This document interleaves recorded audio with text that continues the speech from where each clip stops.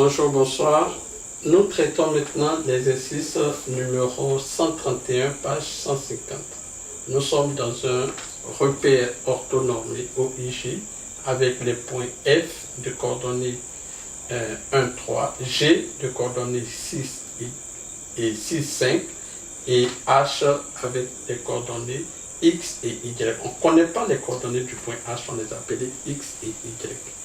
Première question, on nous demande de calculer les coordonnées du vecteur FG.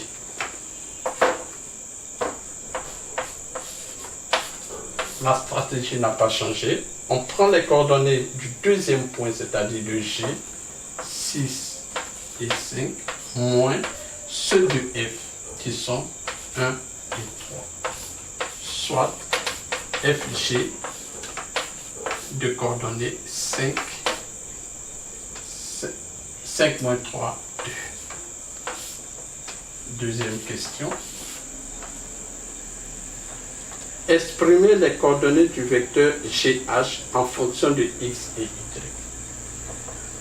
GH. Vecteur. C'est la même stratégie. On prend les coordonnées du deuxième point moins les coordonnées du premier point. H d'abord, qui sont X et Y, moins les coordonnées de G, 6 et 5. Voici la réponse à la deuxième question. Troisième question.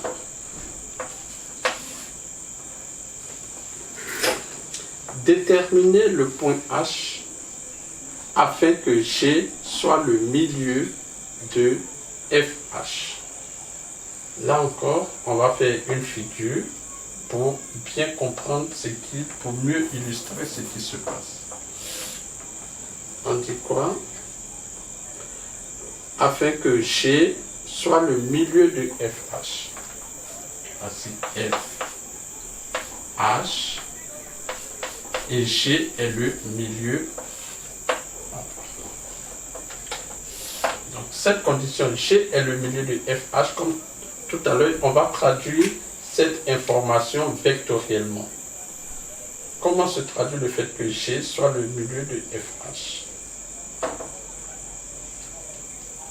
On peut dire que FG, le vecteur FG, est égal au vecteur GH. On connaît les coordonnées de FG, qui sont combien? 5 et 2. Et on connaît les coordonnées de GH qui sont x moins 6 et y moins 5. Dire que ces deux vecteurs sont égaux, cela veut dire qu'ils ont exactement les mêmes coordonnées. C'est-à-dire que x moins 6 est égal à 5 et y moins 2. Y moins 5, pardon, Y moins 5 égale à 2. Les deux vecteurs ont exactement. Donc il suffit de résoudre ces deux équations. On déplace le 6, on l'envoie de l'autre côté. On obtient donc que x est égal à 6 plus 5 égale à 11 et y égale à 5 plus 2 égale à 7. On conclut donc que, vu que H a pour coordonnées X et Y, donc H a pour coordonnées 11 et 7. Voici ce qui met fin à cet exercice.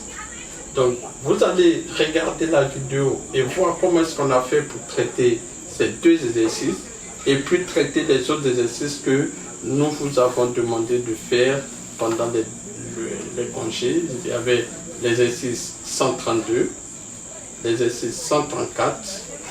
Donc vous suivez la même méthode pour faire ces deux exercices, 132 et 134, 132, 134 et 136, page 150. Merci.